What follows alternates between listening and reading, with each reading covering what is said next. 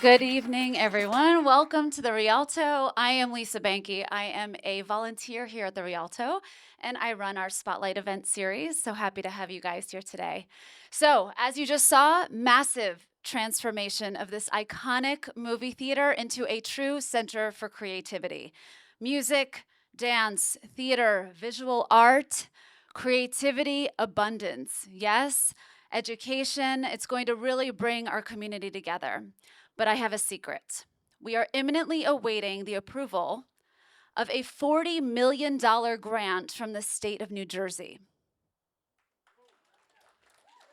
Not bad, right? And that will fund 80% of our operational costs for the first year, as well as our construction costs. So that means we have together, we need to raise $9 million and we need your help, right? For every dollar raised, the state will give us 4. That's not bad, right? Yeah. So we need your help. We need you to be our megaphone. Shout from the rooftops what you are seeing here, what's coming, what we need to get excited about in our community. Yeah? Excellent. All right. So you're all here to hear from Wendy Loggia, my friend. We met about 15 years ago where we took our lives into our hands and we risked our lives every single day commuting to and from New York City on the 114 Express, where we would literally run across Route 22 on a daily basis, praying that we would survive another day. And we did, right? We should write a book about this. What do you think? Well, until then, Wendy is a super accomplished editor, publisher, and author of dozens of books. You will recognize the covers, you perhaps have read some of them, and you might have even seen some of them on the big screen. So here you go.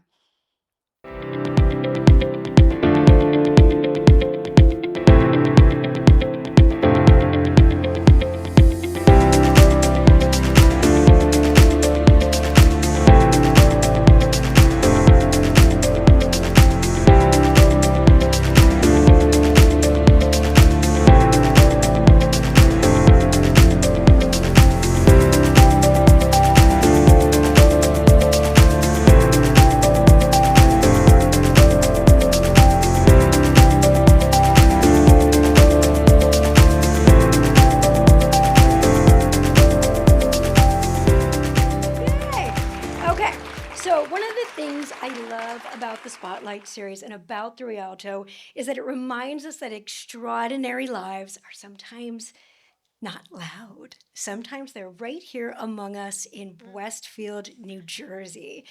Tonight's guest has helped shape what millions of people read, not just books, but cultural moments. And I don't want to miss any. So, the Sisterhood of Traveling Pants. Who's heard of it? Yes, everything, everything. The sun is also a star. I mean, these are stories that have moved from page to screen, from idea to obsession. And she's done it all while building a life right here in Westfield. Yay, Westfield! And yay, Wendy Loggia. So we are going to kick it off because before the bestsellers, before publishing, you were a little girl completely lost in a book. Tell me about her. Yeah, I wish I had more photos of me lost in a book, but I was just a kid who loved to read. Like it was as simple as that. I read in bed, I read in the car, I read when we were on vacation, and my parents would try to talk me out of reading and say, like, you're only going to be in this place once, but I wanted to stay in the books. And like, what were you reading? I read, honestly, everything. I read Nancy Drew. I read Trixie Belden. I read Jaws because my mom had a copy of it. I probably read it at 10 years old, like bad idea, shouldn't have done that. I read the back of Cereal Box. I just read anything I could get my hands on. Just couldn't get enough words. I literally could not get enough. Yeah. Okay, and then I saw this because you weren't just reading. You were bringing authors together. This is wild. Tell us about this. So, when I was in 6th grade, my school had what they called the author luncheon. And I was the hostess of this author luncheon. And I think I talked about it probably nonstop for 3 months. Like I just, my parents. And illustrated the Yeah, I invitation. was obsessed. And so we wrote letters to authors and asked them to come to our lunch and sort of, we're listening to them. And I was looking for a letter. I couldn't find it, but then I did find it. I actually have a letter that I wrote to the group that I now head, which That's is so sort of this wild. really wild full circle moment. Um, and then, you know, fast forward, you had some books that really hit. And let's see this. So these are all books that Wendy worked on in some capacity, whether she wrote them, she edited them, she published them. That is Wendy's bookshelf. Can we just take a moment to take that all in? I wrote one book and that felt like a lot. So like I'm like almost having like heart palpitations looking at Yeah. her shelf. So can you talk us through your role in sort of looking through this lens of your books? And I think our first book is The Sisterhood of the Traveling Pants. How did Sure. that come about? Like, tell us everything. Yeah. So sisterhood was an idea. Initially, this group of people that we work with, they're called a book packager, and they come up with ideas and then they present them to book publishers. So they came to us with this idea to do a book called The Sisterhood of the Traveling Pants, and that was the title from the beginning, and we loved it. We loved the whole idea of friendship and jeans, and I think everybody in the room wanted jeans that were magic and they could fit anybody. Um, and they suggested a writer, and this writer wrote an outline. Which is And also something I think people don't always realize. It's not like this writer who poured their heart out on paper. Like books have to sell. yeah, And that's part of the business of book selling. yeah, uh, and with Sisterhood, the creator, the person who wrote this outline, we read it and we loved it. I should say we liked it. We You didn't didn't love love it. it. And so we said, we really love this idea. We're buying into the idea of the Sisterhood of the Traveling Pants, but we think we need to find a new writer. So then we basically went on this hunt, and there was someone who worked at the company, and we said, could Anne write it? Like, she's such a great writer. Like, I had seen things that she had worked on. And so she gave it a spin and became the author of The Traveling Pants and sort of changed her life But so forever. what did you see in Anne where you were like, I think hmm, just like she was always such a great communicator and wrote great letters and great editorial notes. And so we just thought, hey, she can do she can this? really do it. And, we believed in her. And I think that gave her the belief in herself. And so then it was everything, everything. Yeah. Yeah, everything, everything. Okay. Where's wait, go back because that's America Ferrero. Yeah. Ferrero. Tell me that. So, We don't want to skip that picture. yeah. So it was really fun. We got to go. I mean, I think book publishing, you can sort of be in your office and you're editing, and it's not necessarily the most glamorous job, but That day it was. that That day day it was was. glamorous. We got to go to the premiere in LA and meet the cast. It was sort of So what surreal. was the book to movie moment? Like how does that even happen? The book came out. The book actually went on sale on September 11th. Like it Like was not a great pub date. that was not a good pub No. date. So it's always sort of in my mind, that pub date. And the movie came out, I think, like four years later. And Anne was like semi involved. I think they want the author to be happy, and they want everybody to be happy. But at some point, it sort of stops being our baby, and Yeah. the screenwriters take it on, and the producers and the director, and they really make it their own. And I think they did such a brilliant job with the movie, and it just introduced the book to an audience that might not have, it certainly had fans who had read it, but it brought it to a whole new group of readers. And how was America? She was really nice. I mean, the funny thing is, we were all like kind of in the movie theater, all the publishing people, like watching everybody come in. And I remember seeing Blake Lively and thinking, well, she's going to be the least famous of all of them. So I was totally wrong on that note. But they were all really nice. I think they were just delighted to be in this movie. I think their friendship is really authentic and real. and we're actually reissuing. It's the 25th anniversary of the Traveling Pants, so we're coming out with this deluxe edition with a ribbon and a foil case And beautiful jeans? papers. I know we have. I actually have the original jeans that were on the book cover, but they are not magic. They do not fit me. Should we make like a showcase in them at the Yeah, Rialto? That would be right, so it'd be really cool. fun. Yeah. Oh my gosh. Okay, so then it was everything. Everything was. Tell us about that. That was also a major motion picture. Yeah, so this was a manuscript that came in, and sometimes manuscripts cross your desk, and you might not read it that day. You might read it the next day or in a week, or it doesn't always happen this way. But for whatever reason, this came into me, and I thought, I'm just going to sit and I'm going to read.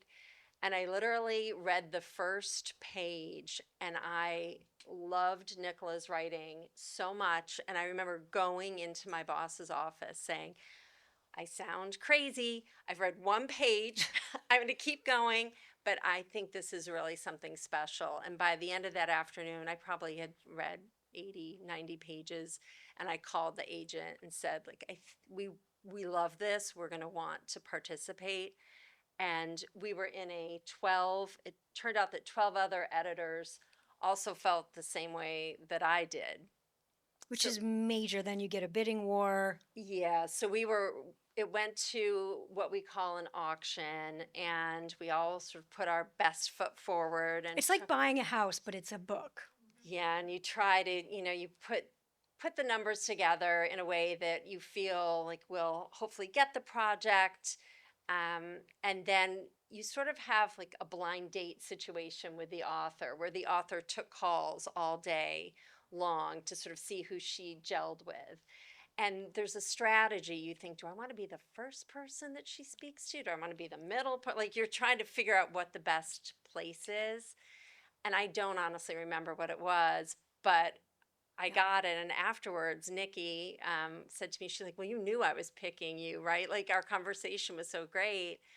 I said, I really didn't, like I Yeah. thought it went well, but you never know. Yeah. So, And just for context, like how many manuscripts come across your desk and how many actually get published? yeah, I counted one year, like I had 335 manuscripts that came in to me. That's not counting And my there's team. multiple divisions And I think I offered on maybe 7 of them. and of those 7, which actually went to print. I'm guessing probably like 4. Yeah. Probably. It's a tough business. Yeah. It is a tough business. Okay, so same author, another hit. So how did you build that kind of relationship? Because then there was a couple more. Yeah. Oh, yay. Oh, this is everything. So tell us, but this is from. It seems like I just go to film I know. premieres, Well, but listen, that- I love a red carpet. Tell Yeah. us about it. Yeah, so let's see. Oh, yeah, so that's the Everything movie premiere, which was really exciting. It was just, I think for Nikki to be a debut author and then find yourself in a situation where your book debuts at #1 on the New York Times and is turned into a major motion picture is sort of a dream, dream come true. And do you give yourself a moment to be like, I read page 1 and I knew? Do you Why give not? yourself that moment? I think I probably Yeah. did a little bit, a little celebratory moment. Do you feel ultimately like you became her editor? So like, what do you think is the Wendy magic that made this book so successful? I mean, really, it's the author. Like she delivered a manuscript that was so strong that like my thumbprints are on it, but in a very subtle way. I think a lot of people think editors, like I'm not a copy editor, like that's not really my role. Like we don't make commas and periods. Like that's not what we do. I'm always like, my kids will be like, is that correct? I'm like, I don't know. I'm not a copy editor. Put an extra comma in. Yeah. I used to think I was pretty good at that until copy editing would go through my manuscripts. I'm like, actually, I need you. But what we do is shape stories and really try to bring the story out. And I often describe it as chiseling. It's sort of like a sculptor chiseling that piece of marble, and I can see what the author. I hope I can see what the author wants to do and thinks they're doing, and it's just trying to actually bring that to fruition. And then that picture on the other side, that's just at one of Nikki's early events where she went and spoke to the American Library Association and the Texas Library Association and just countless book events. So she became known to librarians and educators and people who became evangelists for her book. So I think That's on how an it early, works. Yeah. yeah, that was probably an early stop. And then she followed that up with, The Sun is also a star. yeah. And so when I Who bought, knows that one? yeah, Yep. Yep. when Yep. when we bought everything, that was one of the reasons I think our offer was very attractive to her, because we gave her a 2-book offer. So authors love a 2-book offer, They do. and I their didn't get agents one. really love them. So this book was waiting in the wings, and I think sometimes the second book can be like that sophomore slump. It can be really hard, I think, to debut at #1 with your first book and have like having all of this. It's really can be like a lot of pressure, but she just nailed a wonderful second book that honestly, I love the first one. The second one just sort of took her writing to a new stratosphere, and that book won multiple awards. Again, was turned into a major motion picture. So That's it's me. been And been then a we good got run. to, then I think we get to, yes, this whole Okay, this one series. is really fun. So my daughter, who is actually sitting over here, when she graduated, was in high school at Westfield High School, all the kids were talking about was the prom house down the shore. Like going to the prom house, who was running the prom house, what parent was putting the deposit down on the prom house, who was sleeping at the prom house, were there girls, were there guys, did we want to know? So that was the whole thing. And I am a big worrier. I'm a worrywart. I worry about everything. And I think I started thinking, like, well, what if there was like a killer in the prom house? Or like, what if something like really bad happened? And then I thought, well, that could be a book. So I gave an author this idea to have a prom house down the shore, and there's a killer in the house. So that's Prom House. I love that. And how do you decide, like, you're not going to write that one, you're going to pass that one on to another writer and be the editor? So back in like right at the beginning of the pandemic, probably in actually it was a year before in 2019, we decided to come out with a line of very affordable paperback books that we decided traditionally you publish in hardcover and follow up roughly a year in Yeah. paperback, but we were seeing like people were really gravitating toward paperbacks. So we decided to create this line, and our sales team was so enthusiastic about it, but they wanted a lot of books really quickly. So I had to You sort of just- come up with book ideas and find writers and pitch them ideas. So is that the game was next up? The game was next up, and the game is basically also based on the Westfield High School tradition of assassin and going to people's houses with the Nerf, right? You can explain it, Liv. Yeah. The water guns and like lying in wait and attacking people with the water. So that's the game. But the game is, again, it's sort of like that idea of With what a killer. with a killer. Yeah, it's like basically I took these Westfield traditions and added. And then the obsession, I mean, that feels like a Westfield house. What's that? Yeah, that's actually it's about a mother-daughter. The mother is an influencer, and the daughter sort of living this life with her mother being an influencer, doesn't really like it. The mom leaves to go tour colleges with her other daughter, and our heroine is left home alone. So it's a little bit And there's a killer. it's a it's a little bit Scream. It's a little bit the Watcher house. Like that was sort of the inspo It has for the Watcher cover. vibes for sure. Yeah. Right? That's sort of the cover. So that's also part of our role as an editor. You work really closely with the art department. You come up with cover Yeah. concepts. You are We were hiring talking about this. They wanted illustrators. my book to be turquoise and orange is like my color. And like I was like, no, I can't talk about a turquoise book. Yeah. But they're like, turquoise sells. I'm like, orange is the only color it can be. But they have so much of that kind of input. Yeah. All right. And so then you worked with an author who is, she smizes. Can anybody guess? Tyra Banks, Model Land. That was all you. So let's talk about that. That was like an entire year of my life. I lived I in, think the kids live through Tyra. yeah, I lived in Model Land for about a year, Okay. but it was a really great experience. I would say I've worked with a number of celebrities and it can go many different ways. Tyra was terrific. She Oh, I like that cared picture. deeply. Oh, she cared deeply about the book, the content, the storytelling, learning about the business of publishing. Like she was all in. So she wasn't phoning it in. She was very, very involved. A funny story was like normally we would send an author their manuscript, copy edited manuscript, we would send it to them. They would review the copy edits and mail it back.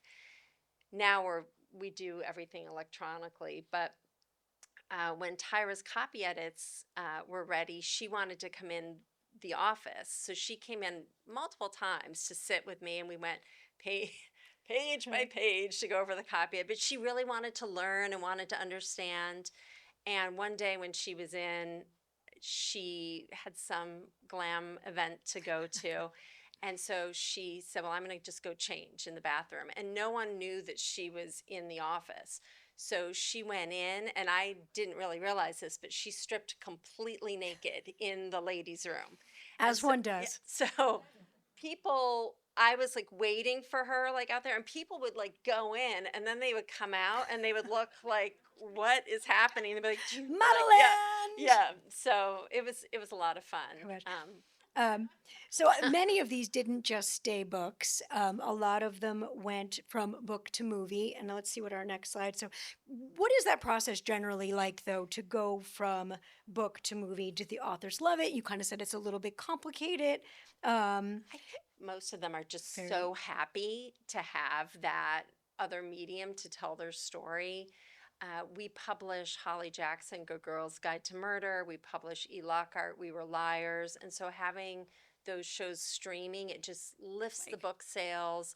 I think the teams that produce them are pretty smart. They understand that readers love these books for a reason. So, ideally, they're not going to go in and change everything. They're going to stay pretty true to the vision. was there an adaptation that we were like, wow, didn't see that one coming? Not on any books that I've worked on. I've seen them sometimes on other movie adaptations that I'm like, oh, You're okay. like, But I've been really lucky, I think, with all of the books that my yeah. team has sort of been behind. So let's talk a little bit too about that author relationship. In many ways, I think like an editor can be like a therapist. So, what is your relationship like with the authors? How does that work? Yeah, it really is. You really are, you're the keeper of their dreams. You're holding their baby in your hands and they're entrusting you with their story. So I think it's a very close relationship. And I always, I think whenever I enter a partnership with an author, whenever I buy their book, I need to know that I'm going to want to work with them for probably at least 2 to 3 years. Like Yeah. we're Because going to it be takes a together. while, which I also think people don't realize. It's like you can get a book deal, have an idea, and then it might be 2, 3 years before it actually goes to print. Yeah. It can take a long time. I think it can be a bit of a head scratcher to people why Yeah. it takes so long. But you really, it's a very close relationship. And how do you support an author when they're just stuck? Like it's just not coming. They're not turning in pages and like the story is just kind of like dead. I think we always say like you want to be happy with the final product and you're not going to have the chance to go into a bookstore and say, well, I meant to do this or I wanted to rewrite this. I worked with Libba Bray, who's written a number of books, but she did a trilogy with me called the Gemma Doyle trilogy. And when she was working on the third book, she just couldn't she just couldn't do it. She was struggling, and we said, "Why don't you come in?" Like she had, I think her son was young. She just couldn't She can do concentrate it. at home. So she would come into the building. We got her a Random House key card. She would come in. We set up a desk for her, and she would work. And I remember one day somebody was like, Libba Bray works here now? And I was like, no, no, That's so she's funny. writing. And that book, she wrote a 900-page manuscript. And after the editorial process, she she got rid of 600 pages and rewrote it again, and it came in probably like 350, 400. Yeah. But I think we support authors however we can. You know, we're there to be their sounding board, to run ideas, um, you know, both ways. And I always like to say I'm the first. I try to read as a fan, like what a reader would say, and then I offer criticism, hopefully helpful as well. Yeah, you're so kind. I can't picture you being like, that sucked. Like, how do you tell somebody it sucked? I think, you know, you look for all the great stuff in their writing, and then you sort of slip in, you know, it's the compliment sandwich. Yeah, the praise sandwich. Yeah. That was good. That was terrible. That was good. Yeah. Oh my gosh. All right, let's do some behind the scene moments. What is a book that almost didn't work? It's not a book that didn't work, but I think a good example of this was my assistant found a manuscript, and she really loved it, and I liked it. Like, you know, I thought it was good, but she loved it, and so I said, well, this would be a great project for you to work on, and you can take it on. And when she presented it at a big sales meeting with about 200 people. And it had very modest expectations. Like, it was going to be a nice book on our list, a mystery, but not a big book. And people in this meeting, I really never have seen anything like it before or since, were saying they love this book. This is one of the best books they've ever read. People were standing up. People were like getting really excited. And our sales director at the time stood up and she's like, we're making this elite. It was like a scene out of a movie. I was like, this is. What was the book? And my assistant was like, never have. It was A Good Girl's Guide to Murder, which has now become a multi-million-dollar best-selling book. It's turned into a Netflix series. So, and your assistant is now your boss, yeah. right? She actually went into finance. She left publishing. Good But for I her. still, you know, she can't believe it now. Like, it's amazing to see how it sort of evolved. So, what was a book that was a really hard internal sell where you're like, I believe in this, but I can't convince anybody? Yeah. I mean, I think sometimes we have those situations where there's a book. My team, sort of fortunately, and not fortunately, I guess you could look at it both ways. We don't have an acquisition board, which many publishers do. So if I like something, I have the flexibility and freedom to just buy it. But It's the like a flip credit side, card. yeah. Charge that book. Up to a certain point. I think when we reach a certain level, we have a credit limit. Oh, wow. So we have to watch ourselves. But I think, you know, the flip side of that is I have to get people excited about it after I've already bought it. Yeah. I think more often where we bump up against conflict or struggle is just in getting the cover right. When we have, like, we really believe in the cover and maybe Because you sales or can marketing. judge a book by its cover Yes. in our industry. Very important. Yeah, so that's sort of where that often comes into play. And what would be a book that really surprised everybody? That surprised everybody. I mean, I could go back to the Sisterhood, honestly. I mean, I think that was a book that we had expectations, like hopes and dreams for that book, but I don't think anybody ever could see it becoming sort of part of the culture. And, you know, you hear people referencing the Sisterhood. And remember Hillary Clinton, we were on vacation. She talked about, you know, the Sisterhood of the Traveling Pants. And I was like, I could not believe what I was hearing. So I think that surprised people, just how deeply readers fell in love with it. So now you're have like a lot of a dual role, like in author and publisher. And so we have a lot of different slides here. So you wrote this. You when I told my husband that Wendy writes the little golden books, he was like, she writes the little golden books. I mean, this is like, it's such a like an iconic thing. So in your seat, you know, in publisher and author, like, tell us about this. Like, tell us about what you're doing with Little Golden Books, because it's just like beyond. So there's a different editorial team at Random House that works on Little Golden Books. And I was, you know, I always had my eye on them and what they were doing.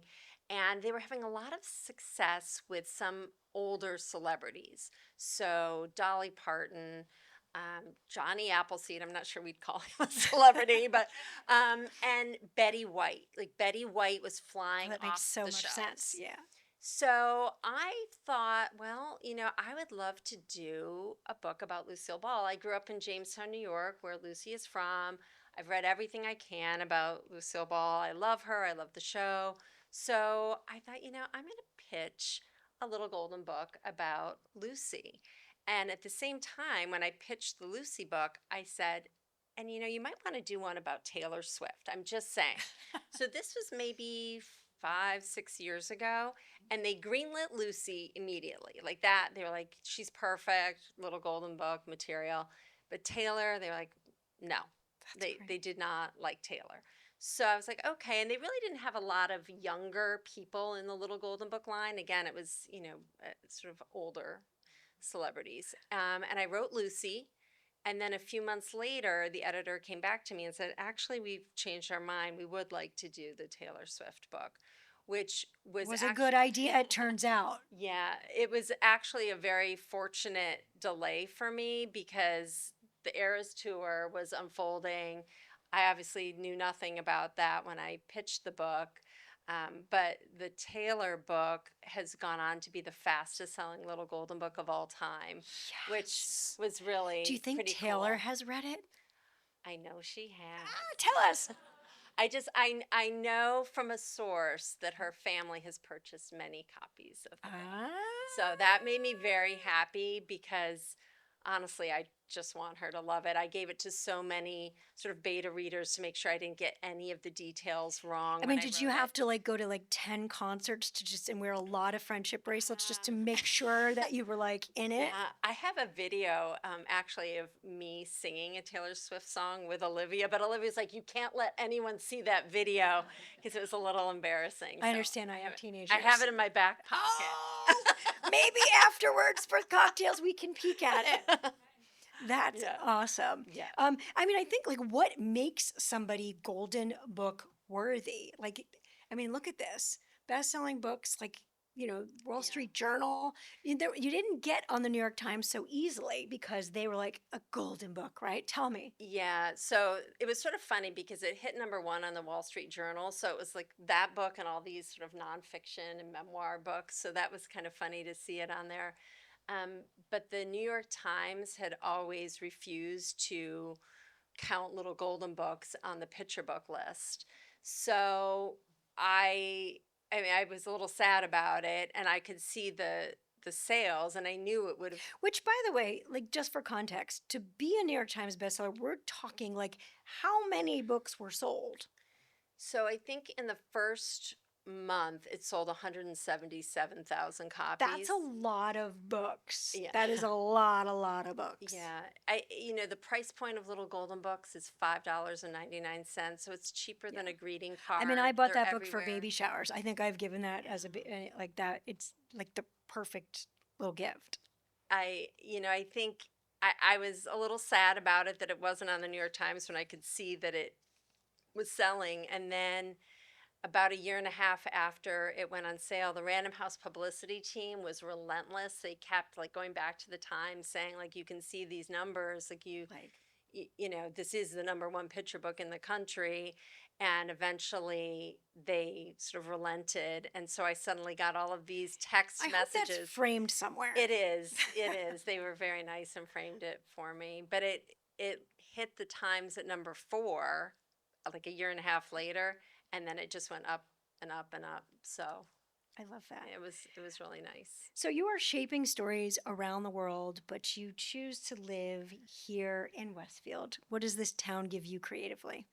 I mean, it's such a refuge. I think before the pandemic, I was commuting in 4 days On that a week. damn 114. where I met Lisa.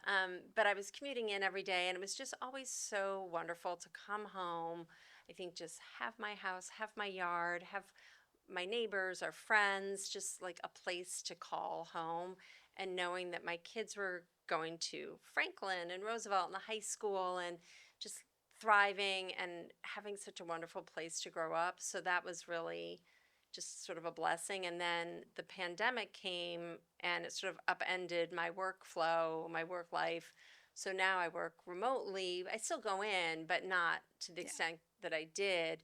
But now I can really, appreciate living here and like doing a lot of the things that I couldn't do when I was commuting in on a daily basis. Do you have any favorite writing spots around town? Like, will I see you in Mindawaskin Park? Yeah, I'm always like listening. I love eavesdropping on conversations, like in supermarkets. I sort of like to people watch and just sort of like lean in that way. But I only write in my office. I'm not one of those people that can write in different spots. I You feel don't like need a the creature coffee of shop. habit. Yeah. No. So let's talk dream making and advice. What is advice you would give to aspiring writers? So I would say read everything. But I also think there's a real difference between someone who just loves writing and wants to write and perfect their craft and someone who wants to be an author because it's very different, So just explain the nuance. So I think if you're writing for yourself, you're on no timeline. It doesn't matter if anybody else likes your writing, you like it. So that's great. And you can just, write whatever suits you, whatever you like. I think if you're an author, you need to be able to have a vision of who else might like this. I think it's still important to be true to yourself and write what comes natural to you and what you're interested in. But I think you need to be able to, is somebody going to be going to a bookstore and handing over $20 for what you've created? And it is a business. I think more and more we lean on our authors to do more of a heavy lift of publicity and social media. From I mean, when I got my book deal, I mean, part of my before I went to auction, it was like, here's exactly my media plan. Here's where I think it can sell. Who I can think it's reach. What shows I'll go on. I mean, that it really is a business. It is a book business, and I think people who just love to write sometimes don't realize how harsh that business can be. 300 submissions, you published 4. Not don't give up the dream, but also understand the business side of it. And obviously you're a natural, like not every writer is. I think a lot of people are writing in sort of solitude and in the privacy of their own homes, and they haven't shared their writing. So I think it's learning to take feedback and criticism and trying to improve your craft. But it's a bit of a But different I thing. also think the thing that you said that I worry about with my own kids is I was like you. I was a voracious reader. I mean, I was reading, writing. And with my own kids, like my daughter now is a voracious reader, but my boys, I'm like, here's a book. Here's a book. No screens. Here's a book. And if you aren't reading, you can't write. I mean, words, there's a rhythm to words that you learn by reading.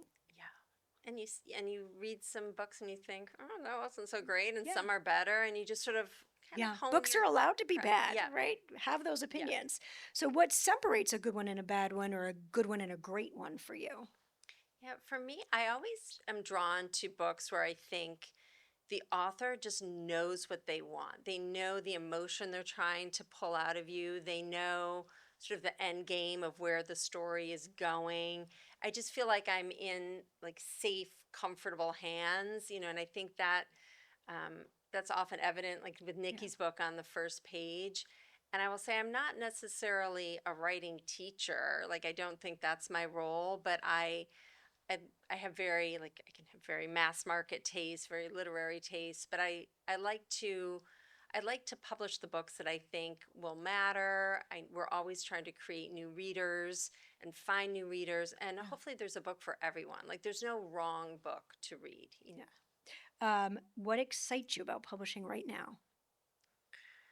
I think um, I think the fact that, so in publishing, we have the front list, and the front list is what we would call our books that are coming out like within the past year. Those are our new books. And then the back, And new books only come out on Tuesdays. I didn't know that until I was an author. Did anyone else know that? I felt like that was like so inside baseball. Like, it has to be a Tuesday. yes, it has to be a Tuesday. Um, our backlist, those are the books that have been out for years. And what we've started realizing is when people are going on Amazon or any online retailer, they're looking up a book and they're seeing good reviews. And to them, it's not a new book or an old book, it's a book with 10,000 great reviews. So I think a lot of books that might have gotten lost in the past can still have a life today. So that's pretty exciting to me. And I think there's just such choice and variety. Like there really is, especially in the young adult space where I work, there's really, truly something for everyone. So I keep thinking about that little girl on the floor and how you spent her life helping create stories for others like her, which I just think is incredible. And so I really want to now open it up for Q&A so that everybody here can ask their questions and get a little bit of that Wendy secret sauce. I have two questions if I'm allowed. Do we have a mic we can pass? That would be amazing. Thank you. Hi, Wendy. Thank you so much for being here. My first question is you went through your year of data where you had a huge number and then a big number and then an itty bitty tiny number of what you actually published. So with that understanding, what's your view on independent publishing? Pretty positive. So I think in the past, authors who went down the independent publishing route, self-publishing on their own, I think they had a limited probably ability to reach readers. But now I think there are so many ways that self-published independently published authors can reach readers, and we are actually looking at a lot of those authors to see like what are they doing, like what might we be able to learn from them. Would they want to come and publish with Random House? And sometimes they do, and sometimes they don't. I think I think people are very creative. I think a lot of writers like to keep the control of controlling the cover and controlling the content and keeping more of the money. But I think it's positive. I think there's room for everyone. And your second question. I'll just talk really loud. You're allowed. Thank you. My second question is what do you say to someone who says, my story's too small, but I really want to write? Right. I say write it. I think there are stories that we might read and we do think they're quiet, but I don't think not every book is going to be a blockbuster turned into a movie. Like that's a really fun part of my job, but there are also many books that do not go down that path, but have literary merit. They speak on a topic that we think is interesting to kids, to teenagers. So I think it often is finding the right fit. Like my group is called Delacorte Press, and we have a very literary / commercial focus. And sometimes books come to us that we might think are too quiet, but we can suggest a different group at Random House or sort of give that writer advice, which we try to do.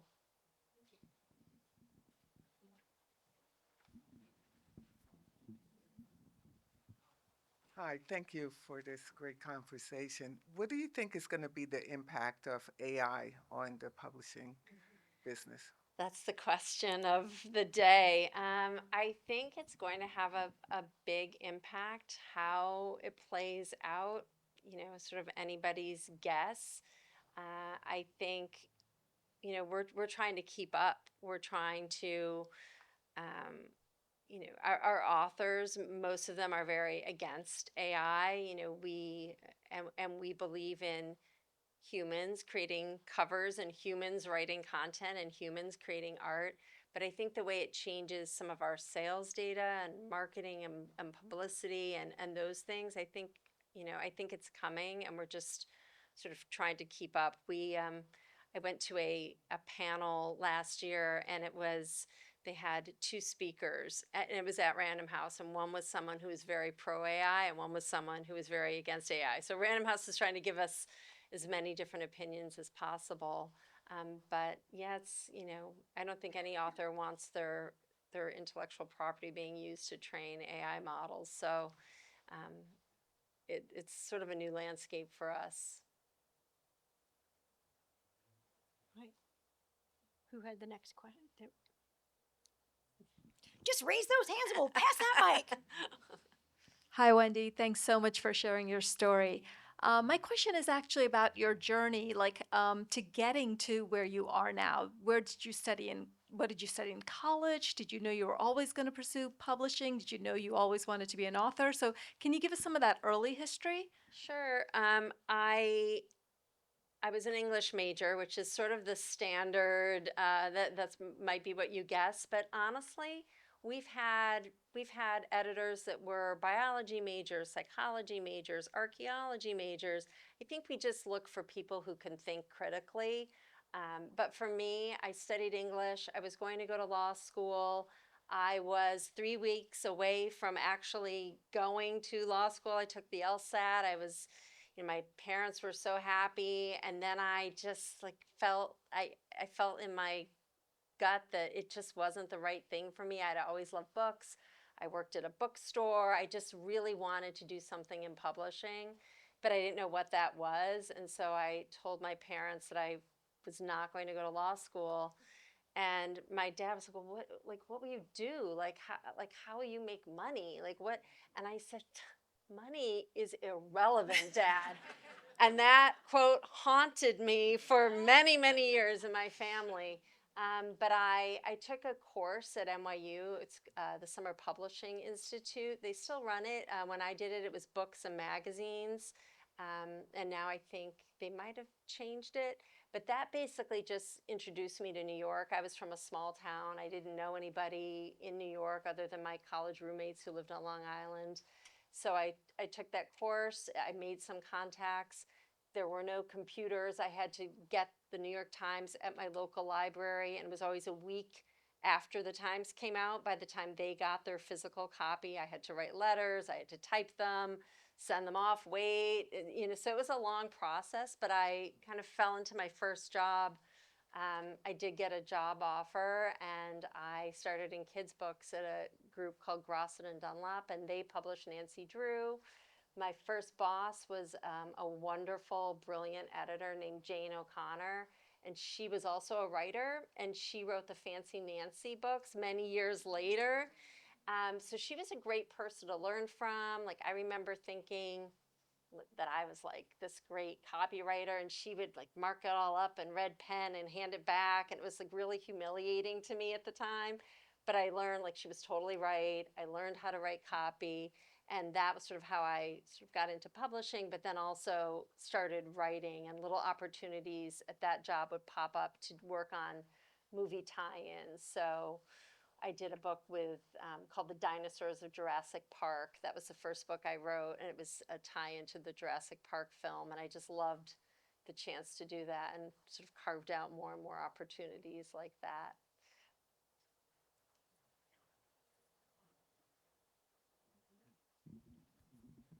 Hi, I just want to know what happened to the person who lost the gig over the Sisterhood of the Traveling Pants. She became a very successful writer. Oh, thank heaven. Yeah. Yes. She really did. She became a successful writer in her own right. She's had a really wonderful career as a writer, and it was all happy vibes. She was really, thrilled that Anne took her idea into this. And she probably new got a level. royalty for the idea, right? Yeah, I don't know. I I'm hope not she sure. did. Yeah, I Yeah. don't know if that happened, but they're friends. Right. Yeah, it was all good vibes and no bad blood, so it worked out.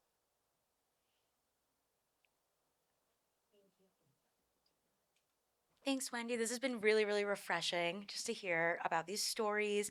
I'd love to know what about the young adult mind and brain and just overall like landscape of being a young adult intrigues you, and how do you get those point of views in your stories and in any book that you've been publishing for young adults? I think I just because as I've said, I was such an avid reader. I really just sort of like to publish the books that I know I would have liked growing up. So that was sort of always my guiding star, my North Star. I think the key is to work with writers who could really tap into that authentic voice and self. We get a lot of submissions where the author will set the book in like 1997 or 2000, and it's usually because they don't want to write about cell phones and technology and social media, so they set it you know in the past, and will say, this is historical fiction, which is like a knife to the heart. But I think we just we always look for writers that really sort of can just have that ability to tap into what it's like to be a teen, and it's not necessarily the easiest thing to do, but some authors are just perpetually 14 at heart. And I think just surrounding yourself with like sort of the media landscape, like watching shows that kids are watching and music that they like, and having kids of my own was really informative. And I would always ask their friends, like, what do you think of this book cover, and like, what do you like about this book, and just getting opinions and talking to people has always been sort of my method.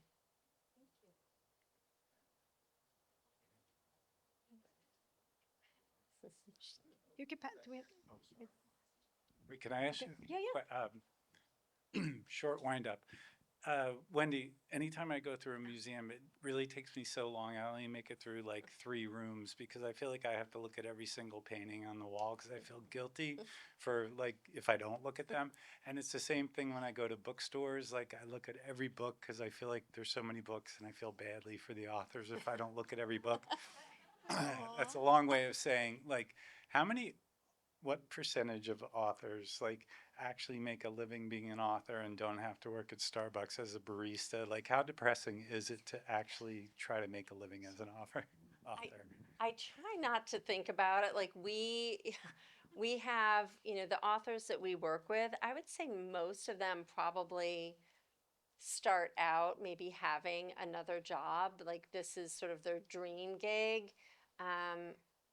But then eventually, the ones that are successful, sort of are able to they're able to make a living at, being an author. Um, I'm an author, also an editor in chief, also an Emmy award-winning TV host, and all, but I have like 7 jobs. Author is only one of them. Yeah. Because I probably couldn't just pay the bills being an author. And for a lot of the authors I work with, like, I don't really, this might sound strange, but like, I just think of them as the author of this book and what they're doing, like, in other aspects of their life. I may know, I may not know, depending on what they want to share. But I see them as the creator of this, wonderful project that we're working on.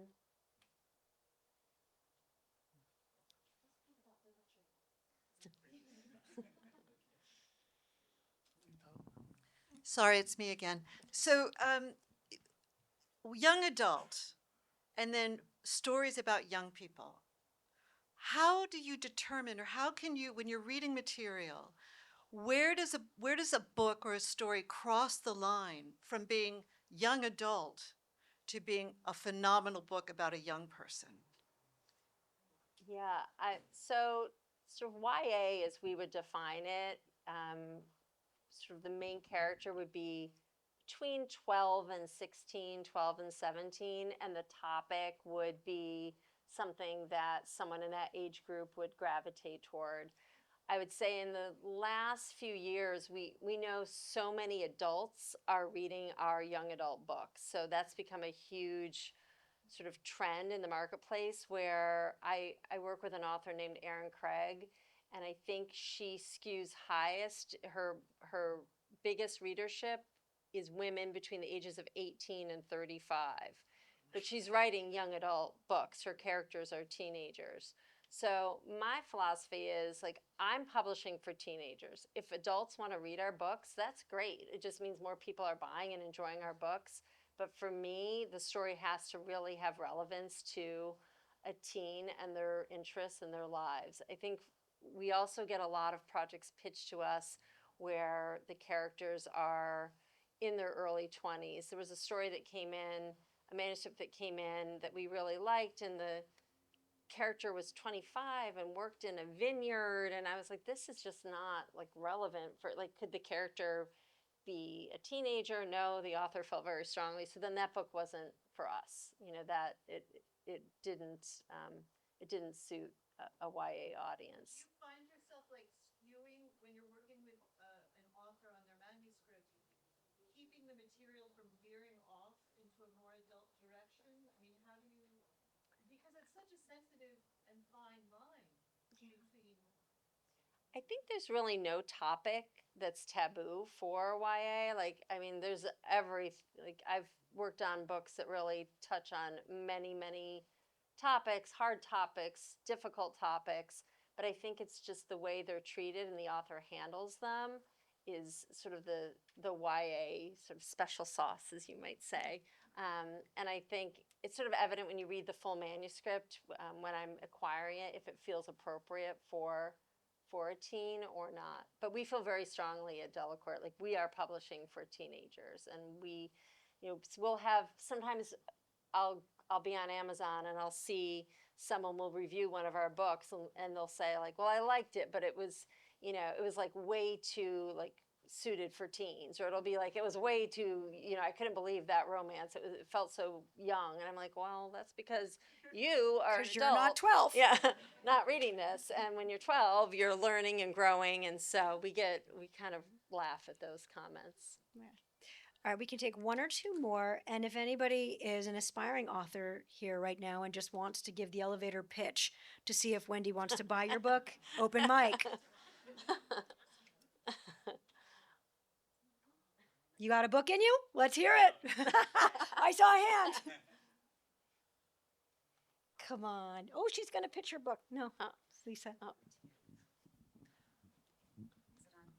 Wendy, can you share with us your thoughts on this new Center for Creativity in your home of Westfield? Yeah, I mean, I think I can only imagine how much my kids would have loved having this place to come and be creative, to enjoy the arts, to, that video that the reel that you showed at the beginning is amazing. I think it's a great chance for people to come together, to have community, to just express themselves. I think our world is hard, and to have a place where you can just go and be creative and express yourselves and meet other people that are like-minded. It's just a really wonderful resource to have right literally in the heart of Westfield. Yeah. Thank you, Wendy. And thank you, everyone, for being here tonight. Wendy's going to be mingling if you do have that book pitch that you want to kind of lay on her over there. I don't want to put you on the spot. Oh, it's happened. It happens everywhere, right? Yes. Yeah. All right. Well, thank you so much Thank for you, everyone being here. everyone. And I think you're going to close us out. Yeah. Oh, So okay. yeah, I'm sure you all just didn't want everybody else to steal your book ideas. So Oh, we can just that's pull what it Wendy aside at the end. Hey, can all of us give Wendy and Megan a big Rialto thank you for this awesome conversation.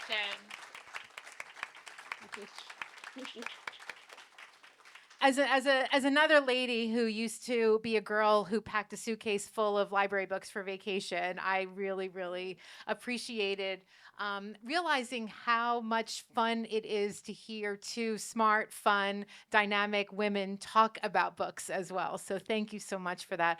You touched me with your story about your dad. It cracked me up. After exploring a bunch of stuff, I ended up being a double major in English and women's studies. And my dad's line was, great, so you're going to get a job as an English-speaking woman. So, and I loved how you both touched so much on both the art of writing and the business of writing. And it really made me think about a new dynamic that I hadn't considered when I joined the Rialto team to help fundraise that $9 million that we're going to need to unlock that state grant.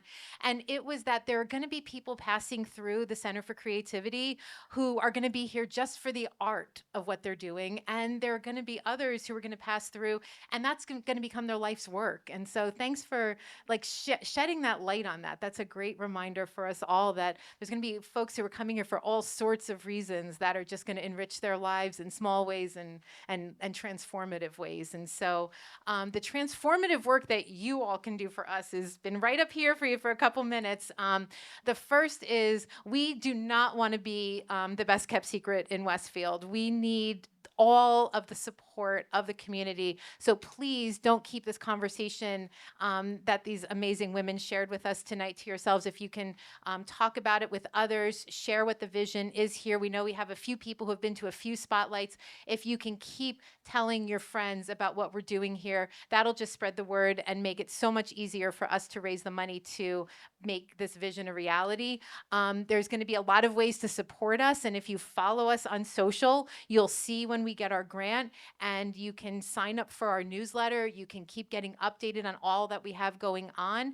And I am always, always going to be happy to sit down with you and see if there's a way that you, your company, your family can support the Rialto as we work towards that 12-month goal that we have to raise $9 million, or if there's other people in the community that you know we haven't gotten to yet who you can connect us to. So thank you all so much. Please hang out, have some drinks and snacks, and chat with our crew here. Thanks, everybody.